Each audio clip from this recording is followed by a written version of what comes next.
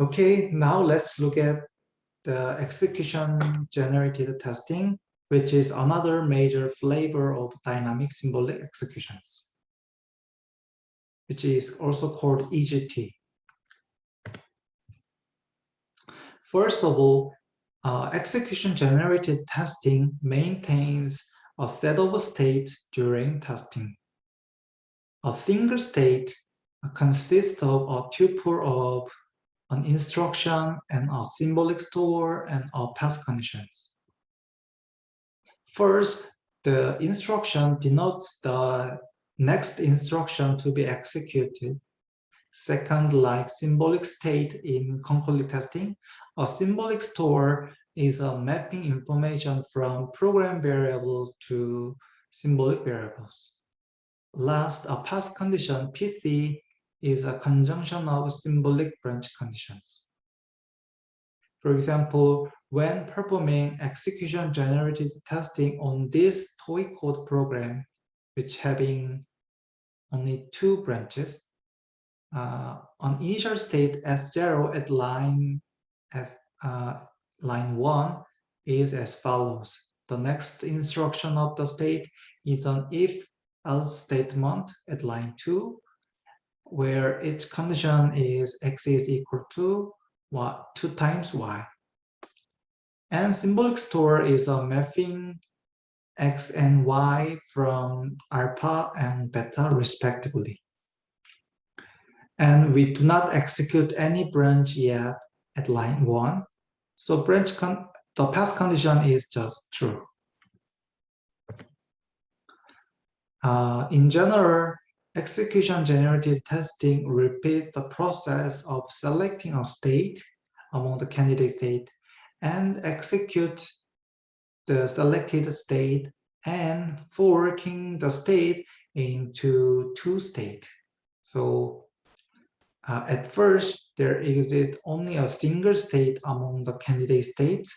So execution-generated testing will select an initial state S0.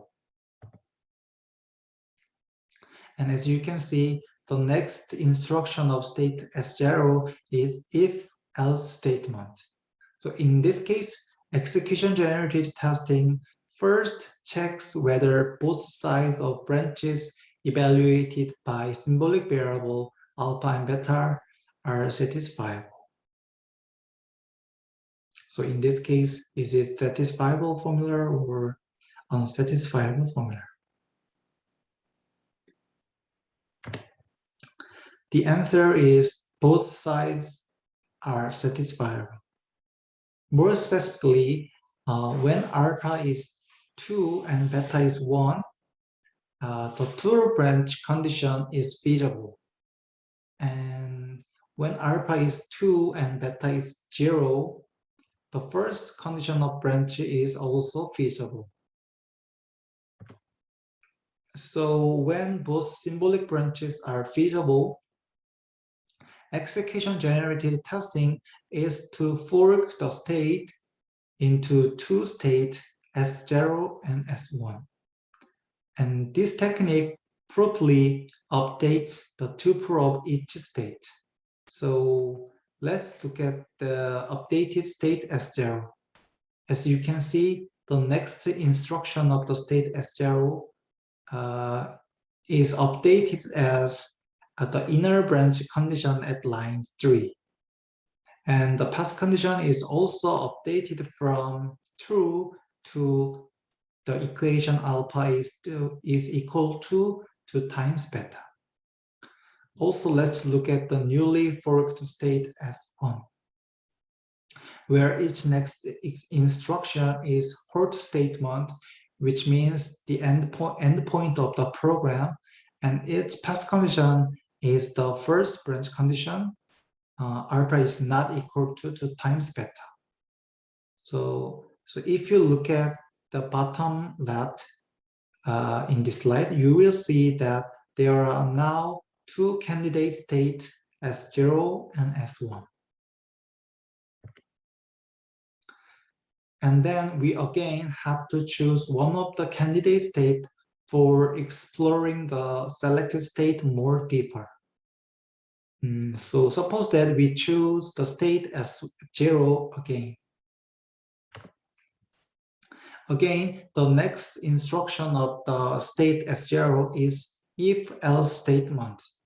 So we have to check the both sides of the inner branch are feasible. More concretely, execution generative testing checks whether the two pass conditions are feasible. The former pass condition is that alpha is equal to 2 times beta and alpha is equal to beta plus 10. And the latter one is that alpha is equal to 2 times beta, but alpha is not equal to beta plus 10. So these path conditions are satisfiable or unsatisfiable.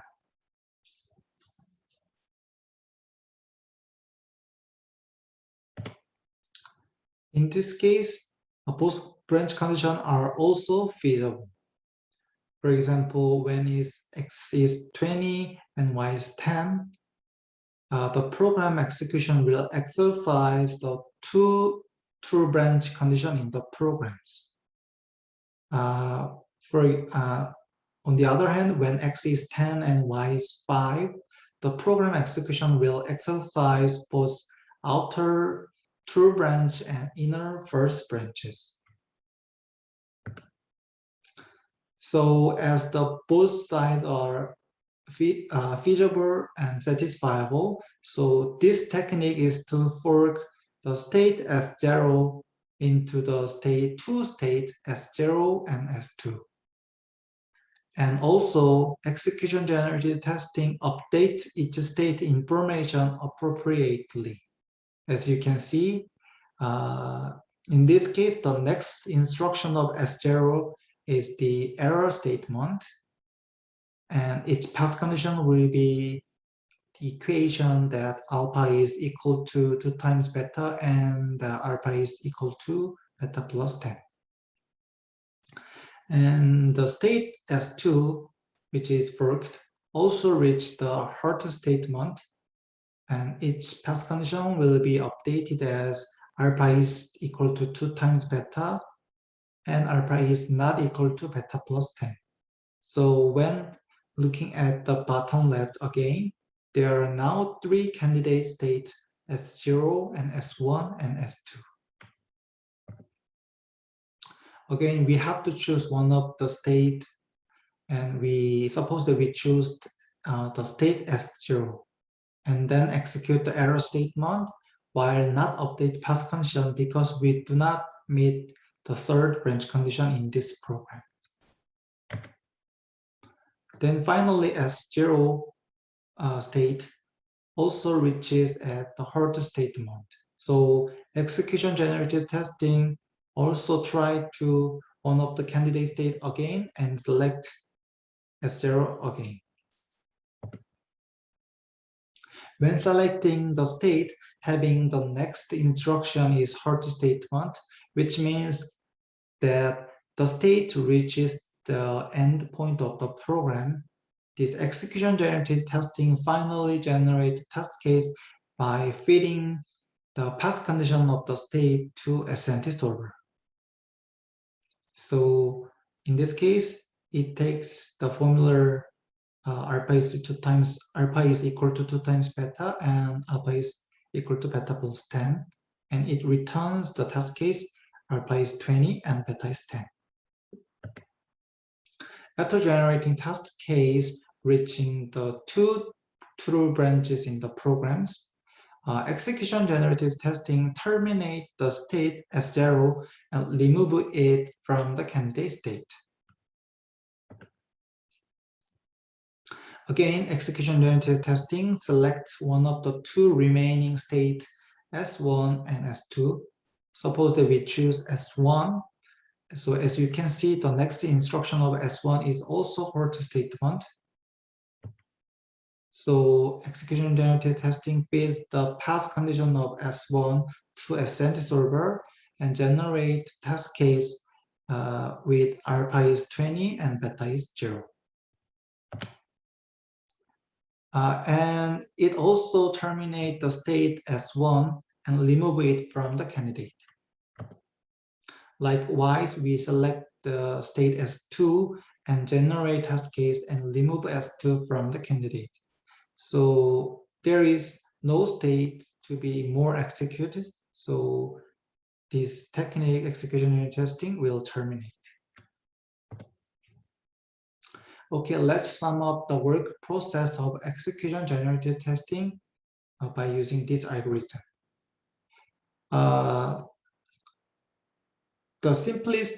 This simplest algorithm for EGT takes a program P and time budget N. And compared to concurrent testing algorithm, it does not take an initial input. Of course, EGT-style symbolic execution is also able to take a seed input as input, but it is not necessary process in EGT-style symbolic executions. So let's look at the algorithm line by line. So at first line, the algorithm initializes the set of state large S into an initial state. Then the algorithm select a state from the candidate state at line 3 and then execute the next instruction of the selected state at line 5. And at line 6 to 8, when the next instruction inster prime is on if else statement, as I mentioned before, this EGT algorithm checks whether both sides of branch conditions are satisfiable. So when both branches are reachable, this technique is to fork the state into two states like 7 and 8. At line 9 to 10, if the next instruction of the selected state is hold statement, so EGT is to generate the test case V by serving the pass condition pi in the state. That is, this technique execution generative testing repeats the process of selecting, executing, and forking the state until the time budget expires or the set of state is empty. And this way, these techniques systematically explore execution paths in the target programs.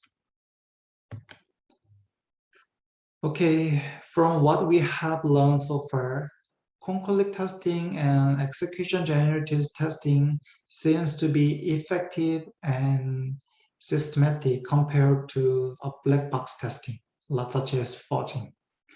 However, when performing symbolic execution on real-world programs, this technique must face two main challenges.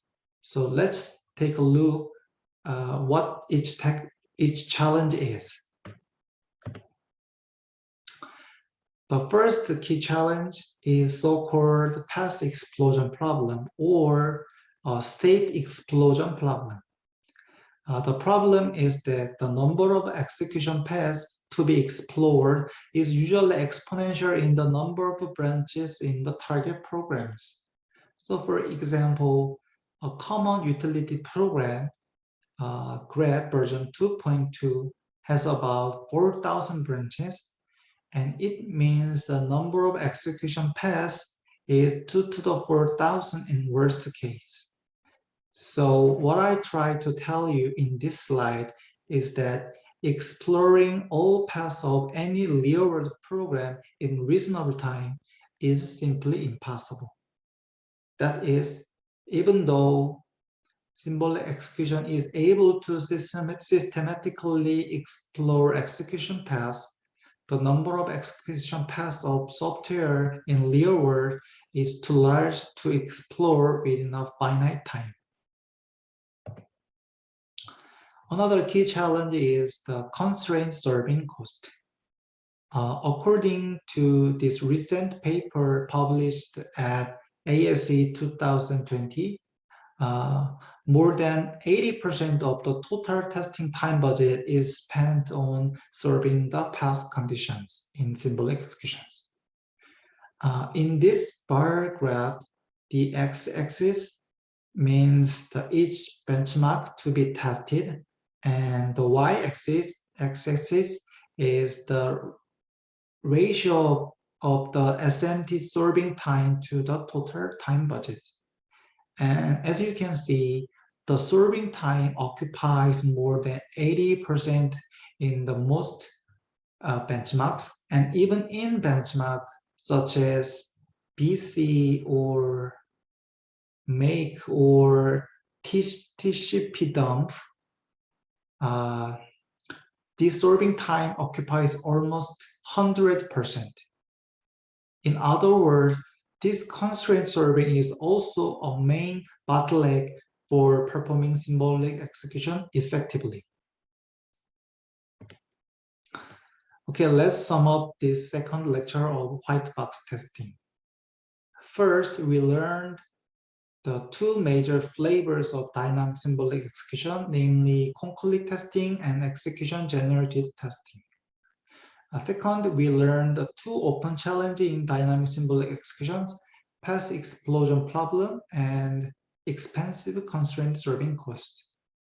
Okay, this is the end of the lectures. So have a nice holiday and see you next week. Okay, goodbye everyone.